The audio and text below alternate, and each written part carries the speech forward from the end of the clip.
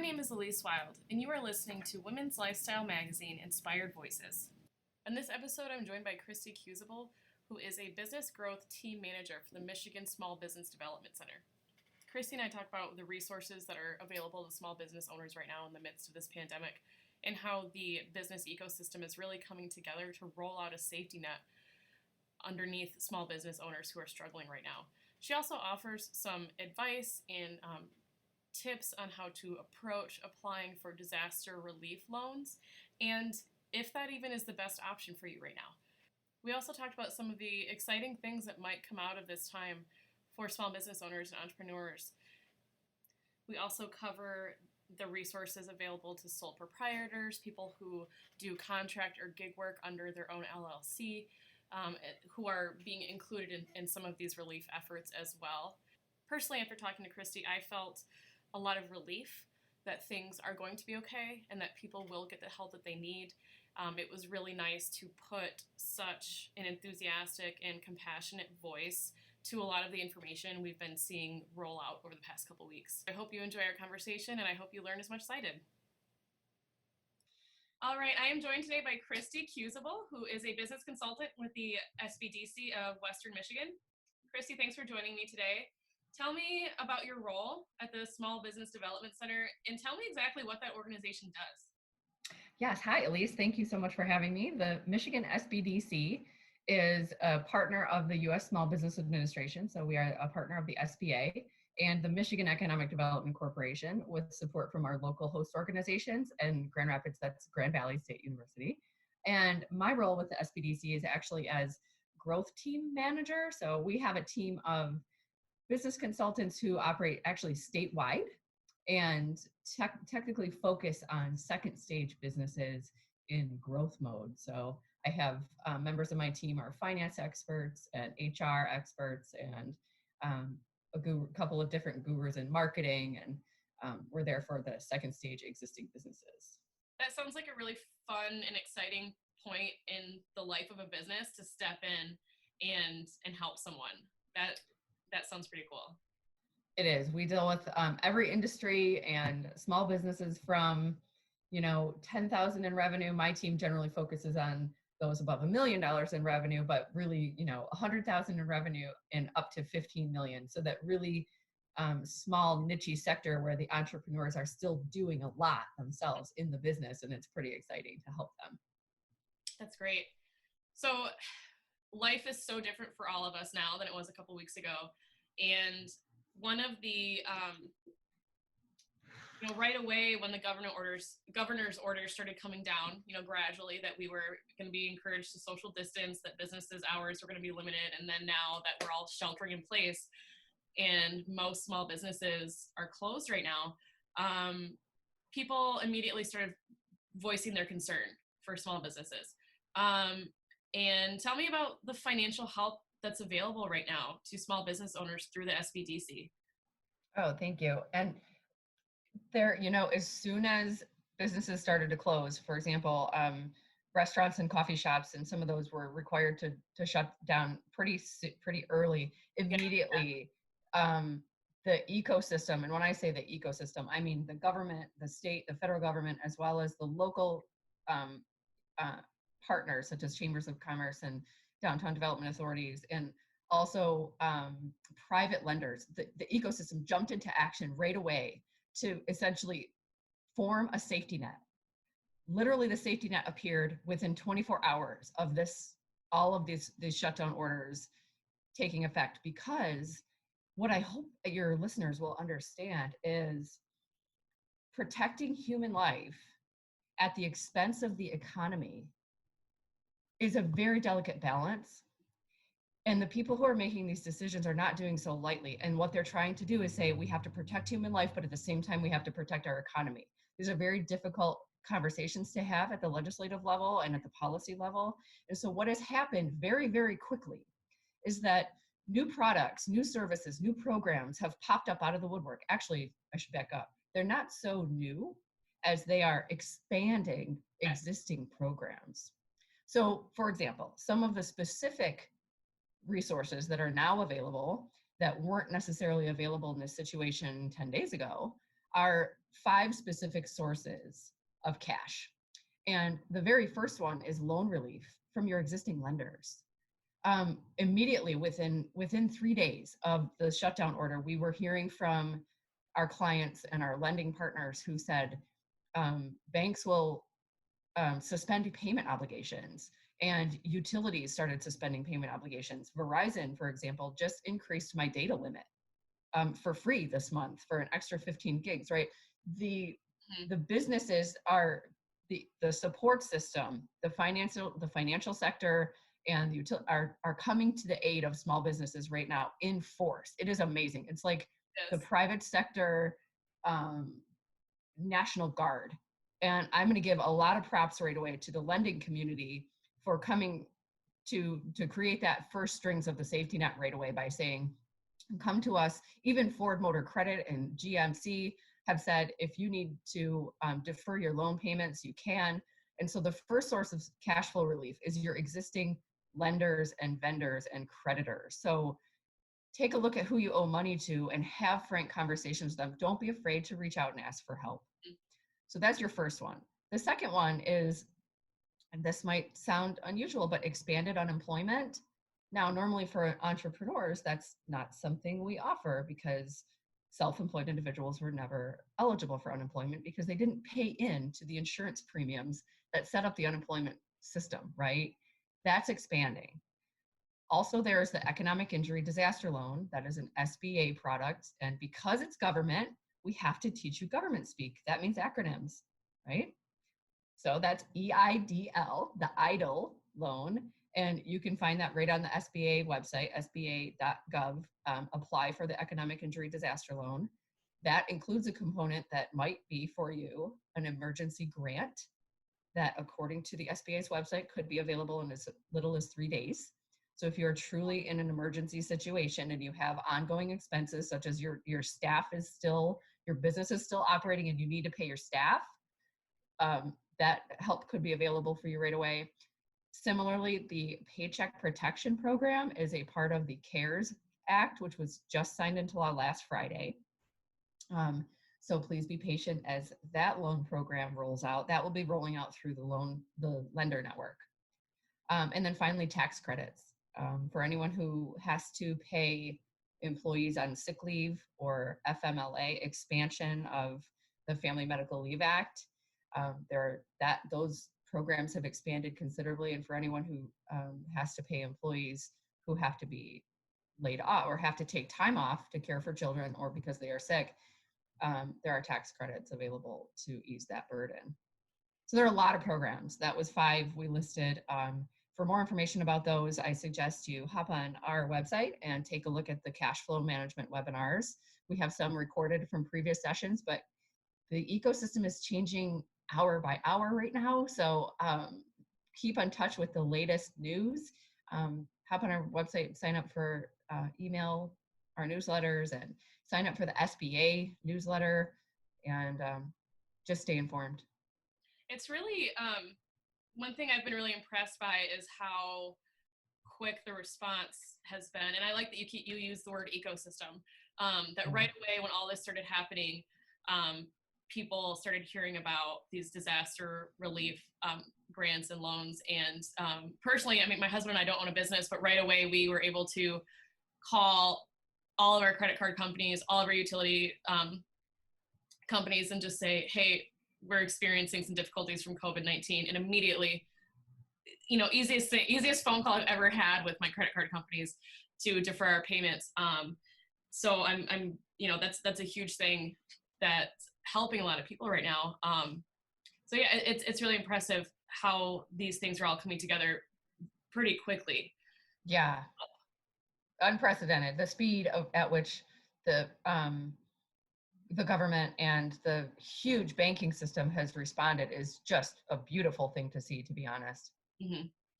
So I have seen personally a lot of people I know who are sole proprietors or who do contract work or gig work under their own LLC, expressing concern about their loss of income and concern that they're going to be left out of a lot of these resources to help. So from what I understand, are these people, would these people qualify for the kind of the help that you just described?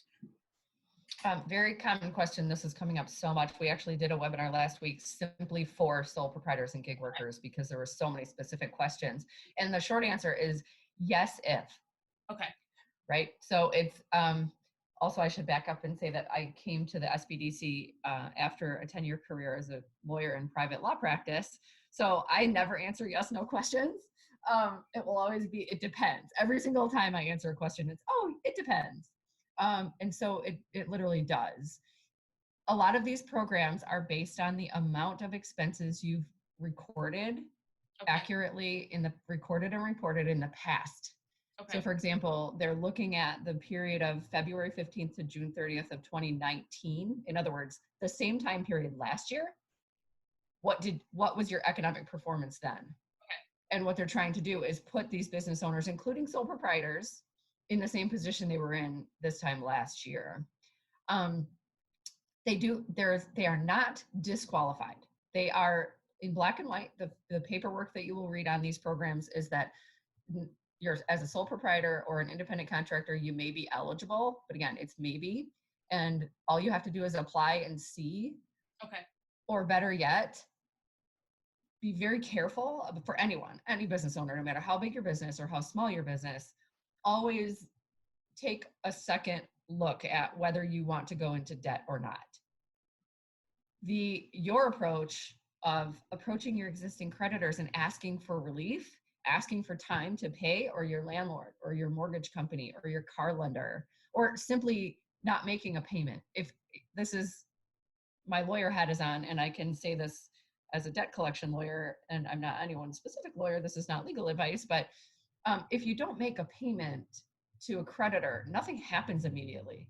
Mm-hmm. Yes, you might get negative credit score, but I don't think right now is a time to be thinking about our credit scores. You know, it's a time to be thinking about keeping our families fed and keeping ourselves healthy and keeping our homes intact and just our mental health and our physical health. And, you know, a credit score is a long-term luxury to have. And so right now, if your creditors say no, you can say, well, I don't have the cash right now to make a payment. So prioritize your bills.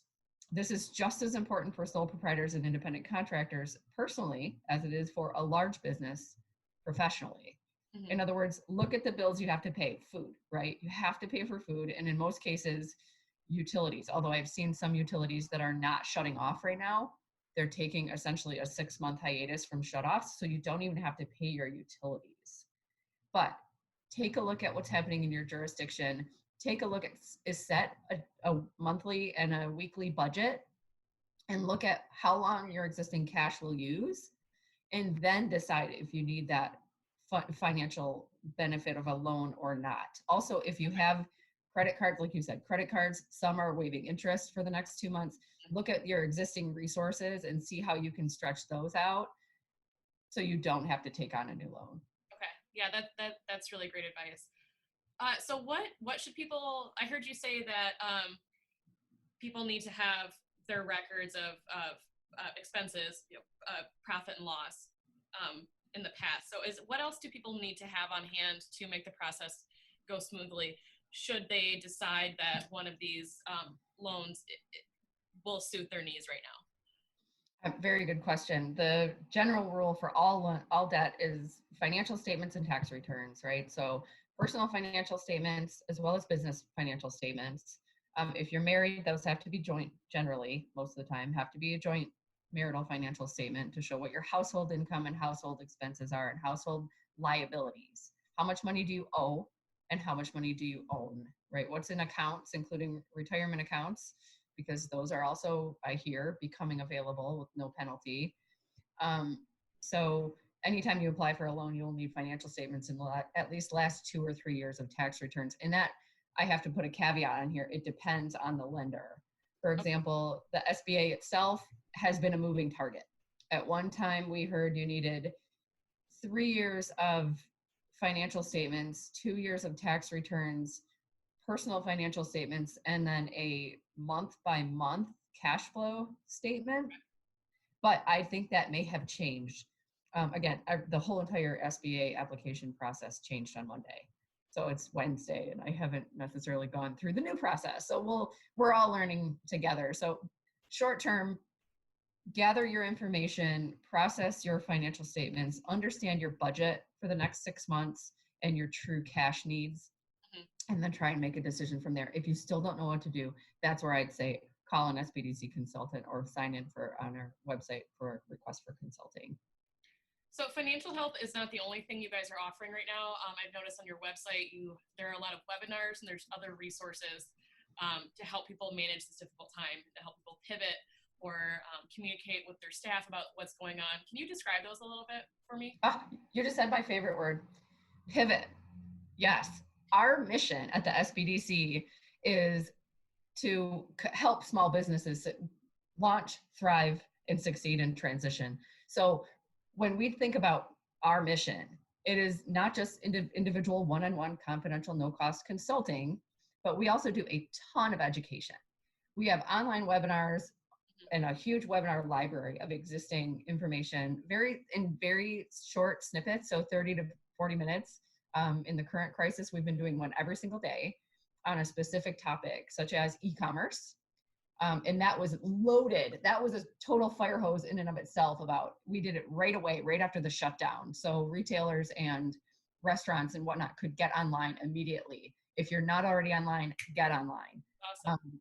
And then we did one the next day specifically for restaurant owners with our restaurant guru from the Southwest region who knows the liquor control process and he knows Serve Safe and he's closely attached to the governor's office. So he's very in the loop on how to help restaurants succeed. And then HR, we've been having one HR webinar a week to understand the unemployment landscape, because as I mentioned earlier, unemployment is now a resource for sole proprietors and independent contractors that it wasn't before. Go to the Michigan UIA website to check that out. And so that's the other thing we're doing. In addition to consulting and training, in other words, education, we're collecting, vetting, and collecting resources. So in other words, we will read all the things. We're going to read everything. We have a network of 90 people across the entire state of Michigan who are all reading everything. This is what we are doing. We are on what I call the front line of the economic crisis right now for small businesses. We are in the trenches, like getting dirty, learning this as we go with bullets whizzing over our heads. We're reading all the information, we're digesting it, we're comparing it to other things that come out, and we are pulling out just the important, factual, known bits of information and trying to repackage it in a way that is understandable in quick and easy bites for our clients to digest at any one time. So we have information on there for the best resources to go to if you want to know about unemployment. Go to the Unemployment Association. Don't go necessarily, that's not necessarily the time to go to your Chamber of Commerce. If you're looking for resources on state loans and state grants, the MEDC is managing that program through your local EDC. Go to them for that information. Your local community foundation, for example, I just heard yesterday that the Kalamazoo and the Saginaw community foundations are stepping up to provide loans and grants to small businesses. So we're keeping a complete catalog of all of the, what we call sources of truth. We have to, in today's day and age, you have to filter out the media and find out what is fake news, what is a prediction of things to come, which is not yet true, and what is actually happening and how you can use that information today. That's great. I love the metaphor that you use. That's all really great to know, because you do see there are a ton of articles that say if you need this, go here, and then you click on it. It's like, well, that's not available for the next 2 weeks, or like, is that even going to look like the way they're describing it when it finally launches? Like, right. And I said, and people right now are, we're all kind of panicking and we're all kind of needing a little bit of order. So it's really great that you guys are providing that order with the flow of information on how things are developing right now, and use resources that people can utilize to have a bit of a net beneath them. Yeah, and we have the expertise in our network that we know how to interpret things. We know we know what questions. This is the best thing consultants do, is we ask a ton of questions. We're very curious people. And so we're all strong learners, and we're all strong, the pivot. You mentioned that word, and we're all very excited to help business owners during this time see the silver lining. And it's not all about the EIDL loan or the SBA PPP loan. It's not all about cash right now. A lot of times it's about creativity in coming to a solution that a business owner couldn't see themselves because they are buried under what we call the fog of war. We are objectively distant and still excited to help, right? That's our mission. Our mission, we love to serve, and we have been never called into service like this before. This is really exciting for the SBDC, and I hate to use such positive language in a time of crisis, but this is what we're here for. This is what we're all trained and really built for, is helping people get through a crisis and navigate their own situation in a calm and collected and data-driven manner. So we try to take out the emotions. We say, let's take a look at the numbers, and then let's take a look at your customers. Let's take a look at your opportunities and see how we can help you thrive, when we come back out of this. Well, I love that you use the word creativity, because I do see a lot of business owners right now finding creative solutions to stay open and meet the needs of their customers and keep generating cash flow. And I'm looking forward to, when this is all over, whatever over means, when we can go back to whatever our normal is going to be. I'm really looking forward to seeing what positive changes come out of this. Like, maybe there's a business that is pivoting right now, and they're finding that the way they're doing things right now are going to be really beneficial to continue doing it that way when this is all over. Or, just there's going to be positives that come out of this for people. And as you said, that can be hard to take a little bit right now, because it is, so many people are struggling. But I think that just our human creativity is really going to prevail in this. Oh, I 100% agree with that mindset. I mean, just think about how many people now are forced to learn how to work from home, and because you're forced to do it, it feels negative. But haven't we all been longing to work from home for like the last 10 years? I mean, I work from home anyway. This is the cool thing about the SBDC, is that we're all used to this. We've been working in this environment for 3 years, whatever. And I can operate from anywhere in the whole world and serve my clients and do my job. And so we're not fazed by that. You might be fazed by it, but you know what? Relax. We can teach you how to do that. Don't worry about it. We got it. Because I'm not saying we're ahead of the curve, but that's what I always say at the SBDC, we have to learn things and know how to do things 5 minutes faster than our clients. Okay. 5 minutes sooner, as long as we know it before they walk in the door, that's all that matters. And we stay on top of it. We stay on top of technology and how to just solve problems in a creative way. Yeah. And I think one of the other things, I'm particularly for like our local retail businesses who, those businesses like really make communities special. Like, those are what make walking down your neighborhood street really fun. Going into someone's store that's independently owned, that has like products that they themselves have like curated, like that is what makes community special. And I'm really looking forward to, hopefully those retailers will have the skills coming out of this to compete with the huge big box stores that we all know are, sometimes more convenient for people, and they're just a click of a button away. So even though so many people are like local first, wanting to support local, we all have a tendency to gravitate towards the easiest option.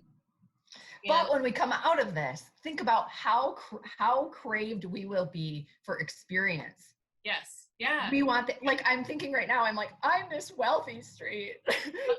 Literally, I want to come back down there and like sit and have a coffee outside with my colleagues instead of sit in my living room with my dog. Sorry, I love my dog. But you know what? It's like, I really want to go walk down the street, and I want to, go sit on the rooftop at, one of the restaurants and really just enjoy the ability to connect with my community. Sure. And our small businesses are going to see this, and they will provide those experiences. Even the retail shops, for example, one of my clients in Bay City opened a flower shop last year, and I was so proud of him. It's like the coolest thing ever. The shop has a New Orleans vibe, and he's selling flowers. Yes, he started his online store, but you know what else he did is Facebook Live on floral arranging.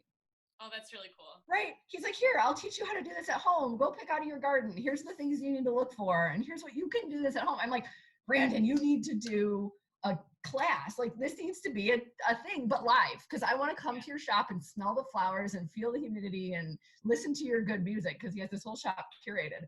And I want to do this in person, and I will bring a bottle of wine. Oh, I love that. I love that. So what he is doing right now to like reach his customer base, it's like, yes, keep doing that. When you're able to have people come in, let's keep doing that, because it's so fun. I love the experience economy is going to mean even more than it did before. And I think I can't wait to see that happen. I'm so glad that, it was really nice talking to you, and I'm so glad to see your enthusiasm and to know how excited the SBDC is to help right now, and that this is your guys' time to shine for the community and thanks, really Elyse. there. So appreciate it. I feel much better after talking to you, and I'm sure our listeners do too. Oh, I'm so glad. If I had anything else to add, it would simply be keep calm and carry on. Like, I would have that poster tattooed on my forehead right now, simply because the safety net is rolling out for you right now. It is there. And just be confident and be calm and take the time to just relax a little bit, to focus on your own future, and to really ask yourself what matters to you and what is the ideal situation that will happen when we come out of this for you. And we will help you make that happen. Awesome. Thank you so much. I really appreciate it. You're welcome. Thank you for the time. Thank you so much for listening to my conversation with Kristi. I hope that you found as much comfort in it as I did. I was really comforted by her enthusiasm and her emphasis that the powers that be are working really hard to unroll a safety net underneath everybody. And I hope that on the other side of this, small business owners, sole proprietors, people that do contract work under their own LLC, come out of this pandemic in a better place than when they entered it. And I hope that they feel supported and loved, because it is the small businesses that make our community really special. Thanks for listening to this episode of Inspired Voices. To stay in touch with us, please visit www.womenslifestyle.com. There you can sign up for our newsletter. And to stay in touch with us, please visit www.womenslifestyle.com and sign up for our newsletter. You can also listen to this podcast on YouTube. Our YouTube channel is Women's Lifestyle, all one word. If you have any ideas for a podcast episode, or if you'd like to hear from someone we haven't interviewed yet, please reach out to me at elyse@womenslifestyle.com. That's Elyse at womenslifestyle.com. And keep your eye on this Facebook page for more podcast episodes to come. We are trying to get these out for you guys every day. Again, please reach out to me if you have any ideas for topics that we could cover on this podcast. I hope you are all staying healthy and staying safe, and thank you so much for listening.